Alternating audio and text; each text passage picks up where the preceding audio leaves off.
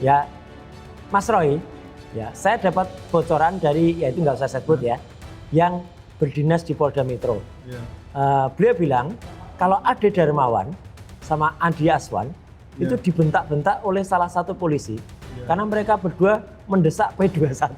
Perkembangan terakhir hari ini kan ini sudah masuk hari Kamis, Pak. Ya. Berarti sudah H+9 dari pengumuman yang katanya pengumuman P21 yang hari Selasa yang lalu itu diumumkan. Nah, tanggal 2. Nah, ini konsekuensinya apa, Pak? Kalau akhirnya lama tidak diumumkan dan surat P21 ini kan sebenarnya, mohon maaf, Pak, ini kan ada batas waktunya juga ini.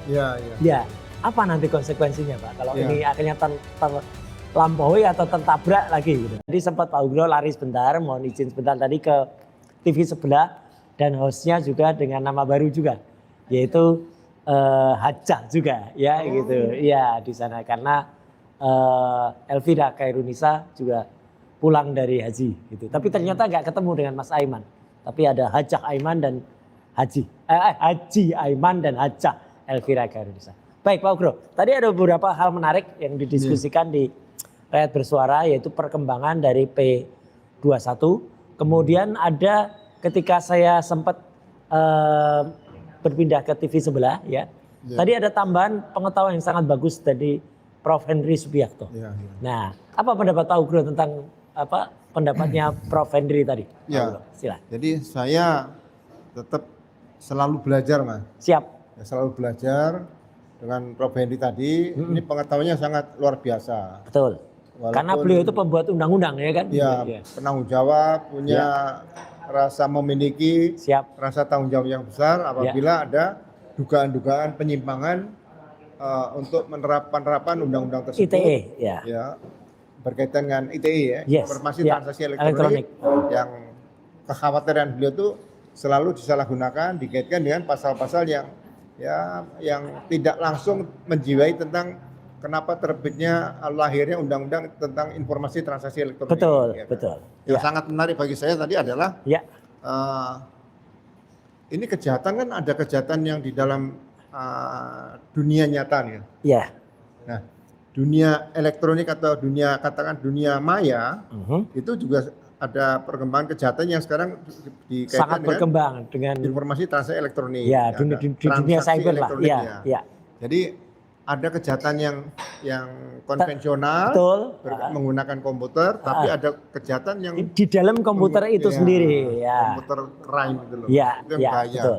Ya, jadi ternyata dua-duanya ini mempunyai TKP. Iya. Ya kan? TKP di transaksi elektronik juga ada. Ada TKP-nya di dalam di dalam lingkungan cyber itu. Kepemilikan tadi informasi transaksi elektronik seseorang itu kan pasti ada passwordnya. Persis. Ya. Jadi kalau misalnya mau dibobol orang kan berarti dibobol passwordnya dan sebagainya. Ya.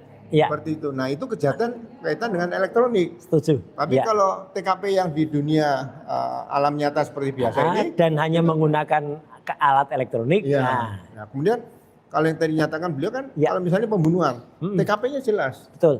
Locus delicti. Nah, di ITE ini juga sama, berarti ada locus delicti. Jadi tidak sembarangan katakanlah orang hanya mengadakan penelitian nih seperti kasus pencemaran nama baik nih. Betul. Terus nanti karena mengunggah yang diupload oleh Dian Sandi. Iya, ijazah yang diupload oleh Dian Sandi. Itu sudah milik publik. Betul. Nih. Kalaupun itu dianggap dimiliki oleh Dian Sandi, ya Dian Sandi sebagai pelapornya. Persis. Ya di situ. Jadi kalau ini yang melaporkan itu adalah Pak Jokowi, Jokowi bukan orang yang memiliki ijazah yang ada dalam dunia elektronik itu, dalam platform Sandi. X itu atau dalam Twitternya Dian Sandi. Jadi dua TKP ini saya garis bawahi luar biasa pendapat beliau seperti itu, dan saya baru mendengar tadi pendapat itu kemarin malam. Kemarin malam di Rakyat Bersuara. Itu saja, Mas. Iya Pak Bro. Dan tadi Prof. Henry selain menerangkan tentang detail dan latar belakang terbitnya undang-undang ITE, itu kan termasuk juga dengan supaya orang itu tidak salah menggunakan undang-undang ITE kan, seenaknya dan malah menggunakan undang-undang ITE itu untuk seenaknya mempidanakan ke seseorang. Itu yang kemudian sangat disayangkan. Sekarang banyak kejadian misalnya. Ada seorang anggota polisi tanahnya dirampas, digelapkan, nah dipalsukan oleh pengembang. Kalau nggak salah tanahnya 4.950 meter persegi, yang 2.950 meter persegi ini digelapkan oleh pengembang. Baik, karena ditangani seorang polisi loh, salah satu wilayah di Indonesia lah. Nah, kemudian karena dia merasa dirugikan, tidak dilayani oleh rekan-rekan polisinya, ya kan? Kemudian dia bicara di media. Baik, Justru malah yang dipidanakan si pemilik tanah ini, polisi ini, sampai diperiksa oleh fungsi propam gitu. Kemudian diusulkan untuk pembelinya tidak dengan hormat. Betul, PTDH. Tapi akhirnya ditinjau kembali. Nah, sekarang masih aktif, tapi belum pulih kembali. Inilah seseorang yang dikatakan korban menggunakan undang-undang ITE untuk menyampaikan pendapat, tapi melalui media sosial. Tapi dia yang benar malah ini menjadi korban kriminalisasi. Persis. Makanya kan dulu undang-undang ITE juga pernah ramai sekali ketika kasus Prita Mulyansari, Pak. Oh, Prita ya. Ya, Prita itu rumah sakit Omni Batavia. Kebetulan saya dulu sempat jadi ahlinya. Jadi ketika dia ceritanya curhat mengeluh pelayanan rumah sakit, tapi malah dia kemudian dikenakan pidana karena rumah sakit melaporkan. Dan karena Prita diminta membayar denda, maka dulu populer sekali istilah koin untuk Prita itu ya. Gitu. Nah, catatan Prof. Henry tadi yang menarik juga Pak Ugro, selain juga kemudian kalau dipadukan dengan keterangan Pak Ugro bahwa tidak boleh sembarangan orang itu menggunakan pasal-pasal di dalam baik KUHP lama maupun KUHP baru, itu apa yang bisa ditarik dari Pak Ugro untuk kasus yang sekarang sedang berkembang ini? Ya, sekarang gini, yang pertama itu laporan polisi yang dibuat oleh Pak Jokowi, kemudian seolah-olah diperkuat oleh 3 laporan polisi tadi. Kalau pasalnya Pak Jokowi kan pencemaran nama baik di situ. Betul. Kemudian ada fitnah. Tapi ditambah ada pasal 160 KUHP. Ini pasal 160 itu yang dilaporkan oleh Cumanan ini, Pak Gro. Ini LP-nya. Jadi di tangan kami ini ada LP Lecumanan yang dia melaporkan dengan pasal 160 dan pasal 28 dijungtokan 28 ayat 2 Undang-Undang ITE. Dan peristiwa yang dilaporkan itu, Bapak, itu yang tadi sempat ada diskusi menarik di akhir Rakyat Basura antara Mas Refli Harun dengan Mas Aiman. Karena yang dilaporkan ini sebenarnya kejadian di salah satu acara TV. Saya sebutkan aja di sini, kalau tadi di acara Rakyat Basura enggak ada. Ini waktu di ILC, Indonesia Airline Club, yang diselenggarakan di Hotel JW Luansa. Ini yang saat itu dilaporkan, dan korbannya adalah Pradi Bersatu ditulis. Nah ini yang aneh. Artinya organisasi kok bisa digunakan sebagai korban. Makanya kalau laporan polisi Pak Jokowi tadi kan digabungkan dengan 3 laporan polisi termasuk salah satunya ini kan? Sebetulnya 3 laporan polisi yang beda-beda Pak Jokowi betul ini, kan? Itu tidak punya nilai, Mas. Karena dia bukan saksi korban. Persis, kan, bukan orangnya langsung. Yang melihat, mendengar, mengalami ini. Hal-hal ini harusnya mulai diantisipasi oleh penyidik ke depan. Jadi kalau berkaitan dengan Undang-Undang ITE, itu sebaiknya yang membuat laporan polisi model A. Oleh kepolisian, dia dalam rangka cyber patrolnya. Betul, artinya ada dari dalam polisinya. Itu kan keahlian khusus, Pak. Inisiatif polisian. Inisiatif polisian, laporan model A. Nah, seorang anggota polisi yang mampu membuat laporan polisi model A kaitan dengan kejahatan cyber atau ITE. Nah, ini kan keahlian yang langka. Persis, Dan kalau misalnya dia belum ada penggantinya dan dia masih dibutuhkan oleh negara. Dia di situ. Dia bisa diperpanjang usianya. Sampai 70. Karena dia punya pengetahuan khusus. Bisa sampai 80. Nah, kalau laporan Pak Jokowi ini karena digabungan dengan 3 laporan polisi lainnya, seharusnya berdasarkan pasal 63 ayat 2 KUHP Undang-Undang Nomor 1 Tahun 1946 KUHP lama. Itu penanganannya kan ada kriminal, ada umum dan tidak pidana umum dan tidak pidana khusus. Seharusnya ditangani oleh pidana khusus. Dalam hal ini adalah harusnya menangani Direktorat Cyber. Betul. Nah, di sini belum bisa dipilah-pilah seperti ini. Makanya akibat yang terjadi sekarang ini semua ngumpul gitu jadi satu membingungkan. jaksa peneliti juga bingung, kemudian ada RJ juga, RJ-nya juga bingung. Iya, betul. Yang mana yang mau dilakukan? Iya, kalau RJ-nya bingung, sekarang yang betul-betul mencabut perkara ini siapa? Apakah hanya Jokowi di situ? Makanya kata sejak awal tadi udah keluar juga dari apa yang dikatakan oleh Pak Rifai tadi ya. Pengacara Pak Jokowi. Bahwa yang menentukan pasal adalah para pengacara. Pak Firmanto tadi, Pak. Pak Firmanto Pak Firmanto tadi yang melaporkan tentang pasal yang memenuhi unsur itu adalah para pengacara. Saya kaget di situ. Lah, ya kok bisa kepala pengacaranya yang ikut menentukan? Penyidik atau penerima laporan seperti itu ya. Jadi ya mudah-mudahan ini bisa diluruskan ke depan nanti agar jaksa peneliti tidak buru-buru menyatakan bahwa perkara tersebut sudah lengkap. Jadi harus dilihat kembali dari hulu ke hilir, melalui cocok tidak gitu ya? Melalui penelitian formil dan materialnya. Kalau saya lihat formilnya salah satu yang sudah tidak menunsur itu adalah surat perintah penghentian penyidikan. Dengan surat perintah penghentian penyidikan harusnya semua berhenti, berhenti semuanya. Bapak maaf, ini ada yang pertanyaan iseng sedikit. Saya pernah dengar di lingkungan internal kepolisian itu dulu, entah mungkin waktu zaman Pak Ugro gimana. Katanya kalau ada orang ngerti atau menguasai komputer, itu malah dia takut kalau dia dikenal menguasai karena takutnya dia nggak dipindah-pindah dari itu pangkatnya nggak naik-naik. Pak, itu gimana cerita itu, betul? Iya, jadi gini. Jadi kalau seseorang mempunyai keahlian khusus, itu dulu waktu saya sekolah Sespim, sekolah start dan pimpinan itu yang mampu hanya 2 orang. Waktu itu kan memang langka pengetahuan yang dibutuhkan mampu mengoperasionalkan komputer. Betul. Nah, mengoperasionalkan kan tingkatannya kan beda-beda nih. Jadi kebetulan satu angkatan tuh hanya ada kalau salah 2. Dan semuanya soalnya komputer tuh barang-barang yang susah sekali, yang hebat itu loh di situ. Jadi kalau orang sudah bertugas misalnya di bagian penerimaan laporan, kemudian bagian pemeriksa di situ.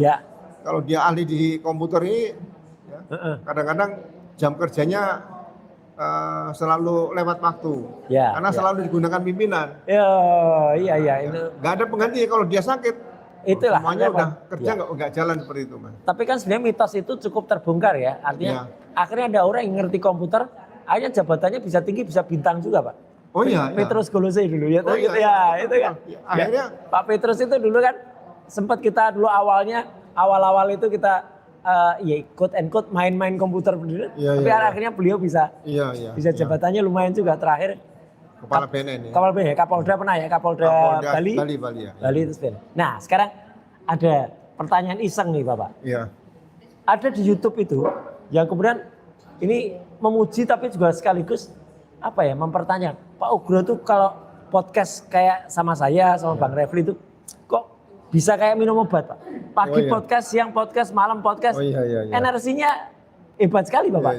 Tapi ada juga yang kemudian ngeritik, Pak Ugro tuh saksi atau ahli atau bagian dari lawyer gitu, Pak. Karena saking seringnya Bapak tuh podcast terus gitu.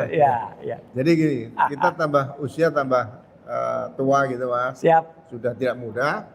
Justru otak kita sering kita gunakan. Baik. Jadi semuanya kita harus kita gunakan otak kita ini sebaik-baiknya. Biasanya kan ada orang tua yang beli teka-teki silang. Nah, kalau di sini kan saya belajar hukum. Dan alhamdulillah. Sekarang masih ada nggak ya orang yang kemudian ngisi waktu? Kalau dulu kan ada buku khusus isinya teka-teki itu kan dulu ada ya kan sampai diisi itu. Koran mingguan dulu kan harian, Mas. Harian ada dulu Hari Minggu itu mingguan itu. Mingguan juga ada di belakang. Kompas Minggu tuh terakhir belakang tuh teka-teki silang. Dan ada hadiahnya kan? Nah, saya gunakan itu karena sekarang kita berterima kasih. Undang-Undang nomor 20 tahun 2025 tentang pemacara pidana. Itu di pasal 1 angka 51. Ahli itu ada 2. Baik. Ahli karena pengetahuan dan keterampilannya berdasarkan ilmu tertentu dan mempunyai jasa atau sertifikat. Tapi yang satu lagi karena jabatannya, pengalaman. pengalaman. Pengalaman dan keterampilannya yang ada kaitan dengan perkara tindak pidana dan alhamdulillah saya bisa masuk di situ. Baik, iya. Ilmu selama saya bertugas 35 tahun ya. Tetap saya gunakan ya. Sampai ya kalau kita nanti sudah benar-benar tidak mampu ya baru kita berhenti. Tapi selama kita masih bisa bergerak, otak kita masih bisa kita gunakan ya mungkin jangan sampai kita berhenti untuk memberikan bantuan kepada siapapun. Terutama warga masyarakat yang quote unquote adalah dikriminalisasi. Saya ingat pengalaman itu tadi di TV sebelah, saya ketemu dengan seorang sekarang sudah menjadi terakhir itu katanya penasihat ahli Kapolri, Pak, gitu. Ya, dan dia cerita kalau dia 50 tahun di kepolisian, kemudian 35 tahun juga menjadi anggota reserse. Pak Arianto Sutadi, Pak. Oh gitu. iya. Itu senior mana dengan Bapak? Oh, senior beliau karena beliau lulusan tahun 1977, saya 1978. Oke. Artinya tadi juga Pak Arianto juga cerita kalau sekarang masih terus istilahnya digunakan gitu ya, gitu, supaya nggak apa gitu. Otak harus sering kita gunakan, Mas. Jadi selalu berkembang terus ya. Ya mudah-mudahan tambah pintar karena kita belajar lagi nih. Setuju. Hukum acara pidana, hukum pidana, peraturan kepolisian, pedoman Kejaksaan Republik Indonesia, semua kita baca, Mas. Setuju. Tapi ini pemirsa, saya bukan karena di depan Pak Ugro ya. Saya menyaksikan sendiri tadi ketika saya kembali lagi ke Rakyat Bersuara, tadi saya di Rakyat Bersuara terus pindah TV lain terus balik lagi. Saya menyaksikan saya di samping Pak Ugro ini, Pak Ugro itu sambil mendengarkan acara, itu sambil memberikan pointing atau highlight pakai stabilo gitu itu tadi apa, Pak? Yang Bapak baca tadi apa itu? Kaitan dengan kan orang banyak diskusi melalui podcast nanti kaitan dengan undang-undang kepolisian. Oke, yang baru ini, yang kemarin barusan disahkan. Karena saya lihat ini, saya memberikan penilaian kepada Ketua Komisi 3 DPR RI. Baik, Saya terus terang sangat kecewa sekali karena dengan pernyataan beliau seorang ketua Komisi 3 Pak Habibur Rahman. Menyatakan bahwa Kapolri terbaik sepanjang masa adalah Pak Listio Sigit. Ada 24 atau 25 Kapolri yang lain ya. Itu yang saya sangat kecewa. Kenapa? Sepertinya beliau tidak pernah menghargai siapa Kapolri Pak Ugeng. Siapa Kapolri Pak Raden Said Sukanto. Siapa Kapolri Pak Anton Sujarwo. Siapa Kapolri Pak Profesor Dr. Awaludin Jamil. Baik, ada Pak Bimantoro juga ya. Siapa Kapolri, ada Pak Bimantoro, ada Pak Dai Bahtiar, banyak. Dan Kapolri itu semua berprestasi. Setuju. Ada namanya dulu Pak Jenderal Tibio Widodo. Betul. Itu apa yang terjadi di seluruh Polda di Indonesia, beliau bisa dengar, bisa dapat informasi. Itu yang saya berikan penilaian kepada Pak Tibio itu waktu itu jenderal yang sangat luar biasa juga. Padahal kan sistem informasinya kan belum seperti sekarang, belum, ya kan? Ya HP aja. Oh iya, belum zamannya HP, Pak. 96. Iya, betul. Masih awal-awal itu, masih itu. GSM yang awal itu, Pak. Ya, dulu masih sistemnya masih seperti nama Pak Polisi yang sekarang aktif juga, Pak. Oh, benar. 2G, Pak. Dulu sekarang kan handphone itu kan sudah 5G, 5G, ya kan? Dulu handphone itu masih 2G, Pak. 2G, Pak. Gitu. Iya. Salam hormat untuk Pak Susno ya, gitu ya. Itu. Nama Bapak masih kita sebut itu karena handphone zaman dulu itu 2G, Pak, belum 3G. Ya, gitu. Termasuk orang yang pintar juga lah, Pak Susno. Oh iya. Nah, saya tadi lihat Bapak, mohon izin tadi, ketika Bapak itu meng-highlight beberapa catatan, tadi ada satu kalimat yang saya maaf nih Pak, curi dengan mata elang saya itu. Ada satu kali yang Bapak stabilo itu atas kebijakan presiden atau apa? Itu apa itu Pak tadi? Jadi gini, ya mudah-mudahan apa yang dituliskan dalam undang-undang itu murni orang-orang politik yang bikin. Orang-orang di Komisi 3 DPR RI. Dan saya yakin bukan orang-orang khusus yang ada di Komisi 3 DPR RI yang dari kepolisian. Ini murni yang membuat adalah Ketua Komisi 3 DPR RI sendiri. Tapi kan memang kalau lihat kemarin kan undang-undang itu kan ada dua versi, Pak. Inisiatif pemerintah atau inisiatif DPR? Inisiatif DPR. Nah, kemarin kan inisiatif DPR kan? Iya, iya. Jadi pasalnya itu saya pikir, ya bagi saya seorang yang pernah bertugas di kepolisian itu sangat sedih lah. Oke. Sangat sedih di situ, kenapa? Ya. Karena apa yang dimasukkan di situ, ya kan, ada beberapa pasal yang dihapus. Iya. Kan? Di mana pasal itu pasal krusial. Jadi pasal krusial itu misalnya gini, anggota Polri yang akan bertugas di luar struktur Polri, yang dulu diatur di pasal 28 ayat 3, itu dihapus pasalnya.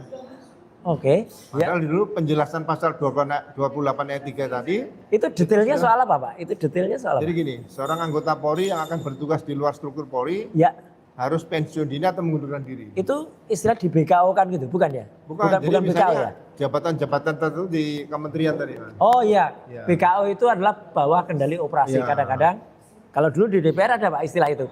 Saya dulu juga sempat ketika di Komisi 1, kemudian ada hal yang harus saya bantu karena teman-teman waktu itu agak mungkin kurang terlalu akrab dengan Telkom. Kemudian saya waktu itu di BKO-kan ke Komisi 6 yang nangani Telkom supaya lebih mengerti gitu. Nah, istilahnya bukan BKO ya kalau di kepolisian. Ya, kalau penugasan BKO itu misalnya ajudan presiden itu. Oh, itu baru di BKO kan ya. Pengawal presiden misalnya. Itu pangkatnya tetap jalan kalau begitu. Nah, pangkat bisa tetap berjalan. Ajudan kan namanya kalau kombes kan. Biasanya masuk AKBP nanti naik kombes di situ. Atau sudah kombes juga nggak ada masalah di situ. Tapi pasal-pasal yang dimasukkan ini menurut saya ya nanti kalau saya katakan sumber dipikir saya orang pintar kan. Jadi sedih karena kaitan dengan penugasan di luar struktur Polri itu penjelasan pasal 28 ayat 3 itu itu sudah diputuskan oleh putusan MK. Oke, sudah nggak alun lagi ya gitu. Iya, tapi sekarang kok dihapus ini kasihan karena gini. Saya berpikir bahwa dalam jabatan struktur Polri itu tetap misalnya Kapolri satu bintang 4, ya kan? Kemudian Wakapolri bintang 3. Nah, ada beberapa jabatan nanti Ketua di Badan, BNN itu bintang 3. Tapi sekarang makin banyak berarti Pak, bintang 3 itu. BNN kan di luar Polri Mas. Oh iya. Tapi dalam struktur Polri tadi. Nah, misalnya Kapolda Metro sekarang, ya kan? Kapolda Metro itu bintang 3. Nah, kemudian kalau di luar struktur Polri, apakah nanti, mohon maaf nih, ya kan? Seorang berpangkat bintang 1, kemudian memang dia sangat dekat dengan presiden terpilih suatu saat nih. Ya kan? Kemudian dijadikan menteri. Apakah bisa langsung naik nanti bintang 4? Kan di luar Polri nih. Iya, itu akan jadi jadi masalah. Iya, betul. Ya kan? Jadi kalau sudah di luar struktur Polri harusnya ya sesuai dengan pasal 28 ayat 3 tadi harus mundurkan diri atau pensiun dini. Jadi undang-undang ini undang-undang perubahan ketiga undang-undang kepolisian ini menurut saya masih perlu dipikirkan matang-matang, disiapkan peraturan yang tepat ke depan, jangan sampai nanti tumpang tindih yang akan dilaksanakan malah oleh jadi para penerus generasi Polri ke depan seperti itu. Itu saya dulu terus terang pernah ngalami Pak. Pasca saya jadi menteri waktu itu, kemudian kan ternyata pengajuan pengunduran diri saya selaku pegawai negeri waktu itu ternyata ditangguhkan. Jadi bisa balik lagi ke pegawai negeri sebenarnya. Cuman pangkat di pegawai negeri itu saya dulu waktu itu masih 3D Pak. Nah padahal kalau pernah jadi menteri itu sudah selevel dengan 4E. Nah itu jadi, bisa loncat. Nah makanya kan nggak mungkin loncat. Akhirnya ya udah saya pegawai negerinya saya akhiri Pak. Kalau enggak nanti kan malah jadi repot. Nanti ada yang pensiunnya juga ketahuan nanti susah ya. Lah iya kan malah loh kok cepet sekali gitu kan waktu itu kan dari saya masih ngajar waktu itu di terakhir tahun 2000 sebelum jadi anggota DPR waktu itu kan 2005 itu. Kemudian tiba-tiba kalau balik lagi 2014 10 tahun kok bisa naik dari golongan 3D ke 4E itu kan pasti jadi masalah. Makanya seharusnya ke depan nanti harus pemerintah juga punya induk dari undang-undang kepegawaian tadi. Betul. Jadi kembali kepangkatan. Lihat golongan gitu jadi ingat Pak Kasmujo saya Pak. Oh iya Mas. Iya dulu Pak Kasmujo itu kan, nah ini menarik gini. Pak Kasmujo itu kan dulu kan katanya kan ramai itu Pak. Dosen pembimbing sempat diundang Jokowi tahun 2013, kemudian yang itu ada cerita bolak-balik. Nah itu kan sempat diaku sebagai dosen pembimbing. Tapi kan akhirnya kan Pak Kasmudjos ini mengatakan kalau waktu itu beliau itu masih golongan 3B. Artinya masih asdos. Ya kan, belum layak. Nah, ceritanya mungkin juga seperti ini kan. Artinya kan orang dengan pangkat tertentu belum layak kemudian memegang jabatan selaku dosen pembimbing gitu. Nah, sebelum kita sampai ke topik terakhir yang nanti mungkin sedikit agak nyeleneh atau agak lucu Pak. Perkembangan terakhir hari ini kan ini sudah masuk hari Kamis Pak. Berarti sudah H+9 dari pengumuman yang katanya pengumuman P21 yang hari Selasa yang lalu itu diumumkan. Nah tanggal 2. Nah ini konsekuensinya apa Pak? Kalau akhirnya lama tidak diumumkan dan surat P21 ini kan sebenarnya mohon maaf Pak. Ini kan ada batas waktunya juga ini. Ya. Apa nanti konsekuensinya Pak? Kalau ini akhirnya terlampaui atau tertabrak lagi gitu. Jadi ini kan bukan proses administrasi berkaitan dengan penyidikan atau penuntutan tidak pidana. Baik. Kalau itu mempedomani kepada pedoman Kejaksaan Republik Indonesia nomor 1 tahun 2026. Ya kan? Kalau kita lihat bab 3 itu angka 43 dinyatakan setelah jaksa menyatakan bahwa berkas sudah lengkap, ya bisa di 2 hari kerja berikutnya. Nah ini ada di harus terbit P21. Betul. Iya. Tapi kalau P21 tidak terbit, 14 hari kemudian adalah pelimpahan tahap kedua. Iya, itu maksimalnya kan 14 hari.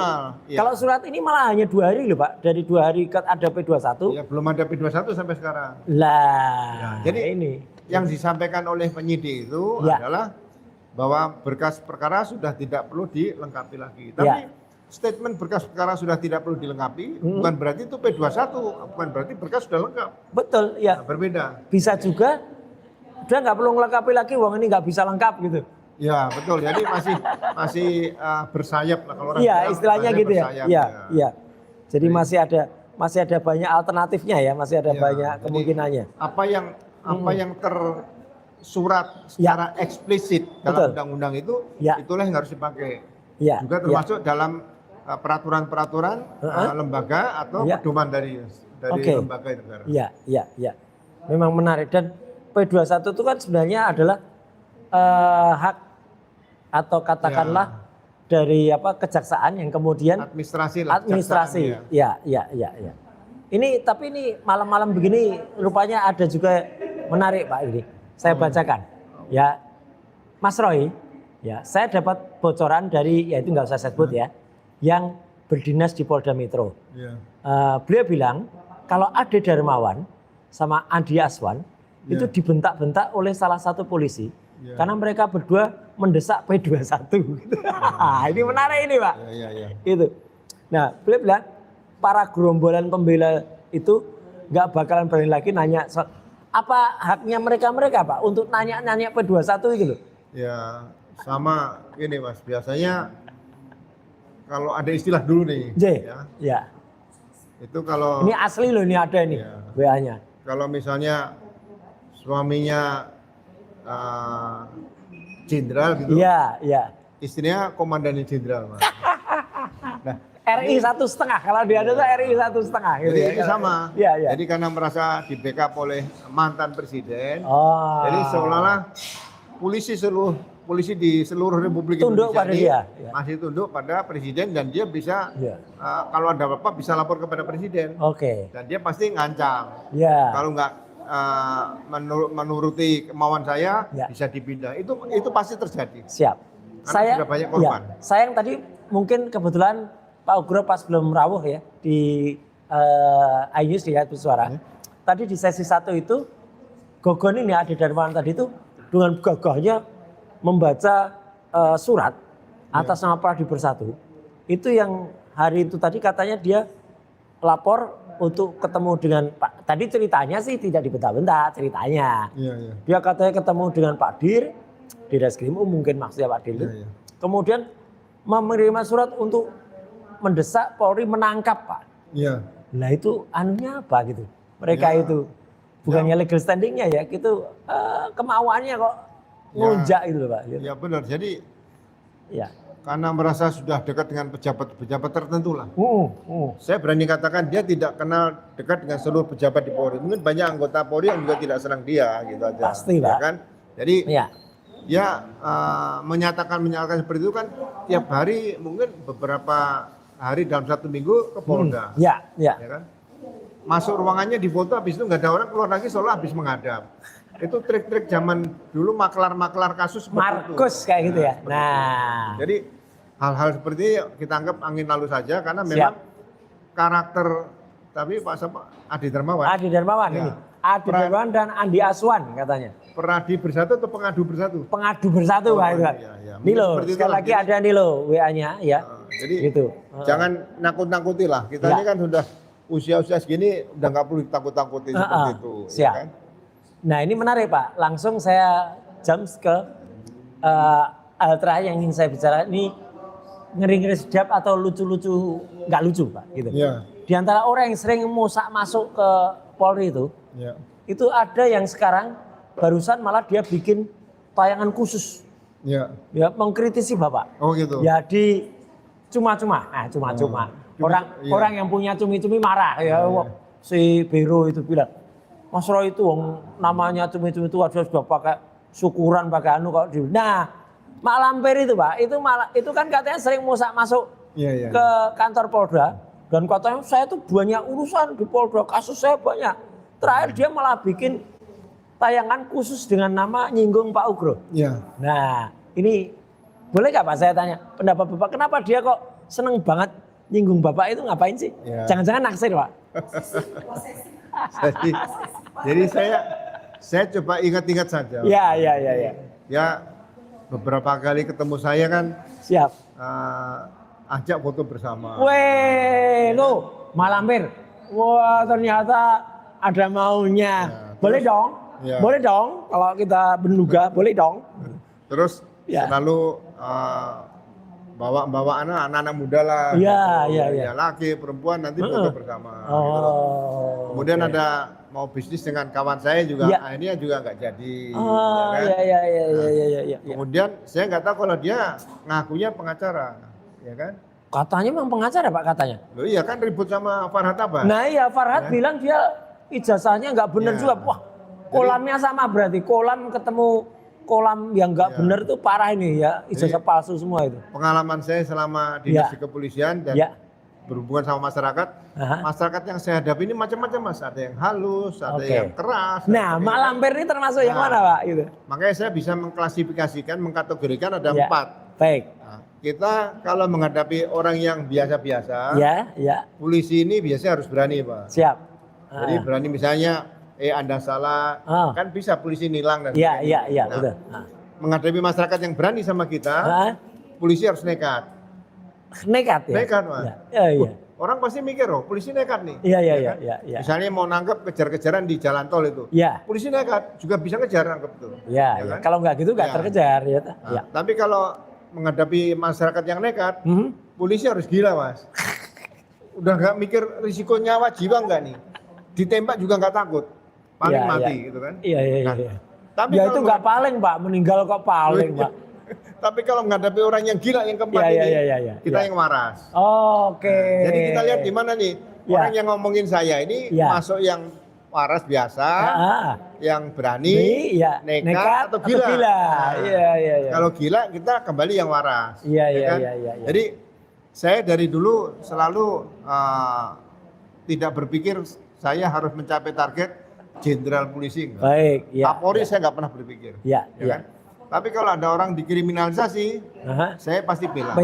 Ya. Nah, itu banyak saya lakukan, entah dikriminalisasi misalnya dulu di Sumatera Utara, ya kan, seorang dikriminalisasi kaitan dengan tuduhan memakai ganja, padahal nggak pakai. Ya, saya harus buktikan, gelar langsung. Ternyata nggak terlibat, ya bebaskan seperti itu. Jadi hal-hal yang berkaitan kriminalisasi pasti akan berhadapan dengan saya. Lah itu Bapak padahal berarti waktu itu menolak pimpinan atau gimana? Berbeda pendapat. Berbeda pendapat. Ya ini bahasa halusnya beliau itu ya. Iya. Berbeda pendapat pasti indah. Pelangi itu berbeda warna. Oh iya. Pasti indah. Mejiku ibiniu. Iya. Cuma kalau pelangi itu warnanya sama. Satu, hitam Ya. semua. Nah. Kan mendung gelap, mau hujan. Betul. Tapi pelangi itu menariknya kalau dalam cerita Donald Duck dulu di ujung pelangi itu ada guci emas, Pak. Oh iya, Itu ceritanya gitu. Nah, Bapak, ini terakhir sebelum kita. Apa pesan Bapak untuk Nenek Lampir itu kok kayaknya suka banget itu membicarakan Bapak itu loh. Ya, makanya kalau bisa dulu Eli Daneti ini. Iya, iya. Kan, oh itu namanya Eli Daneti, Pak? Iya. Saya bilangnya Nenek Lampir loh, Pak. Oh gitu. Iya, iya. Ya, kadang-kadang salah membacanya kayak Iya. apa ya? Mbak Elnet gitu. Wah, iya. Betul. Seperti Ya, itu. ada Nah, itu, ya. kalau bisa kita ketemu, podcast, kita debat. Setuju. Debat hukum. Iya. Ya nggak usah marah. Kalau nanti logistik kita sediakan lah. Iya, kan? iya. Debat hukum kapan tentukan. Jadi nggak usah saling menghujat seperti itu. Ya, kita nggak ada manfaat. Tapi kayaknya, ketinggian Bapak levelnya.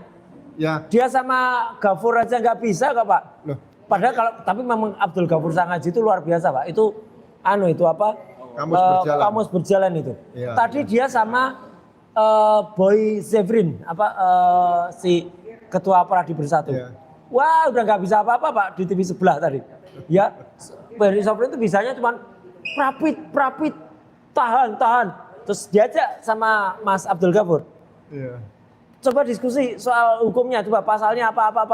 Terus akhirnya uang nggak bisa prapit aja, Pak. Lah itu aja sama Pak Abdul Ghafur Sangaji. Jangan Bapak lah kalau sama si Mak itulah, Iya. ketinggian, Pak. Ya, nggak apa-apa, nanti kita hadir itu sebagai narasumber. Oke. Nggak apa-apa, menarik. Jadi Siap. siapapun lah, ada mungkin ada juga ada beberapa junior saya. Ya udahlah, kita nggak usah bicarakan karakter orang lain. Kita debat hukum saja lah. Betul. Ya, saya juga perlu belajar terus. Mungkin ada junior saya yang lebih pintar, saya akan belajar. Siap. Ada senior saya lebih pintar bidang hukum, saya juga akan belajar. Ilmunya kan bertambah. Luar biasa. Soalnya ya tadi, Pak, persis seperti di kalimat awal tadi. Bapak tuh sampai dibilangin, Pak Ugran ini seperti orang minum obat gitu. Pagi podcast, siang podcast, malam podcast gitu ya kan gitu. Iya kan. Ya, pokoknya jadi kita nggak kenal waktu gitu. Kita berikan ilmu yang bermanfaat yang ada pada diri kita. Ya mudah-mudahan itu menjadi pahala kita nanti suatu saat di akhirat lah seperti itu. Amin. Baik Pak Ugro, mungkin closing statement Bapak. Silakan, baik soal P21 boleh atau soal Mak Lampir juga boleh, terserah Pak. Yang sudah H+9 ini, monggo Bapak.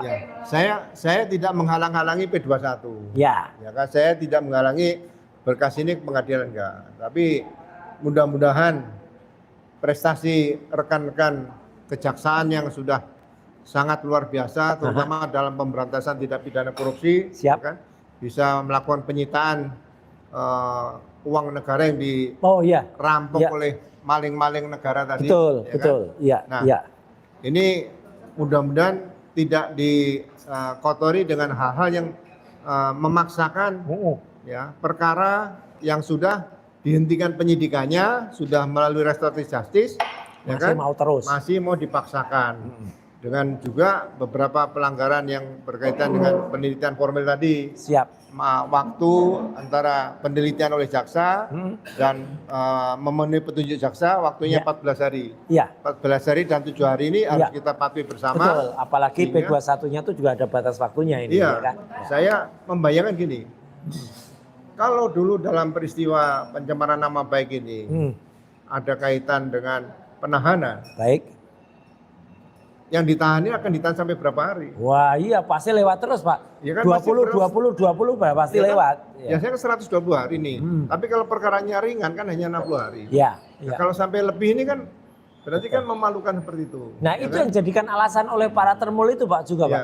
Mereka nggak usah mendosalkan karena mereka tuh nggak ditahan gitu katanya gitu. Makanya mereka belum pernah jadi penyidik. Tapi kalau jadi penyidik mungkin nggak akan seberani nggak akan seberani apa yang pernah saya tempuh. Kan? Kalau yang pernah saya alami kan waktu penyidikan kita disandra pernah. 3 kali saya disandra Mas. Oke. Itu di kasus apa Pak? Nusa Tenggara Timur penyidikan pembunuhan. Kemudian di Surabaya Timur waktu kita menangani penjarahan 14 Mei tahun iya, 1998. Oh iya, Bapak waktu itu di Surabaya? Surabaya. Iya, Terus iya. yang ketiga di Sumatera Utara. Kerusuhan Mei Mereka, waktu itu ya, Surabaya itu ya. Iya. Penyanderaan warga Iya, di iya. desa Natal sana, Mas, dekat Iya, iya, Mandailing iya, Natal. iya, Mandailing Natal. Hal-hal seperti ini kan sama dengan kita berperang, Waduh.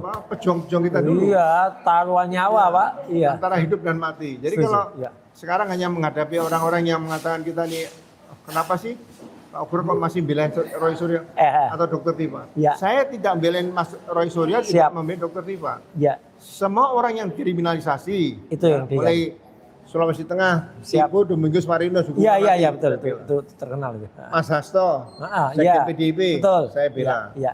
Tom Lembong, Iya. ya kan? Kemudian beberapa orang yang mau dikriminalisasi, Purnawirawan Polri, ya kan? Termasuk Bukairan Pertamina, ya kan? Itu masih harus kita bela. Sahabat saya juga itu salam hormat dan semoga semangat Mbak Karen Agustina. Jadi nggak usah mengatakan, oh saya ngapain sih? Enggak, semua warga negara yang memang dikriminalisasi, saya pasti akan berikan bantuan. Itu aja. Terima kasih Pak Agra, atas nama juga pribadi dan juga Dokter Tifa dan semua pejuang. Kita juga mengatur terima dan apresiasi. Pak Ugro ini luar biasa ya. Sampai dini hari ini memang terus tetap semangat ya. Kita sangat malu karena tentu saja kan lebih senior beliau, usia juga lebih lebih lanjut beliau, tapi luar biasa semangatnya. Amin. Sekali lagi terima kasih Pak Ugro dan juga semoga podcast malam hari ini Pasca Rakyat Bersuara tadi itu bisa menambah pengertian Anda, bisa menambah pengetahuan kita juga. Amin. Tentang P21 yang sampai H+9 ini juga belum jelas barangnya. Tadi saya mengatakan di Rakyat Bersuara sifatnya goib, Pak. Iya. Goib kayak mobil SMK. Goib. Nah, tentang SMK saya akan juga membuat sedikit catatan karena akan ada yang menarik. Karena orang yang berada di balik SMK langsung yang namanya Pak Haji Sukiyat itu ternyata barusan memberikan unek-uneknya. Apa dan bagaimana itu? Nanti saksikan di eksklusif Roy Suryo Official. Terima kasih Pak Ugro atas waktunya luar biasa malam hari ini. Wassalamualaikum warahmatullahi wabarakatuh. Waalaikumsalam warahmatullahi wabarakatuh. Ya, pengen. Hore.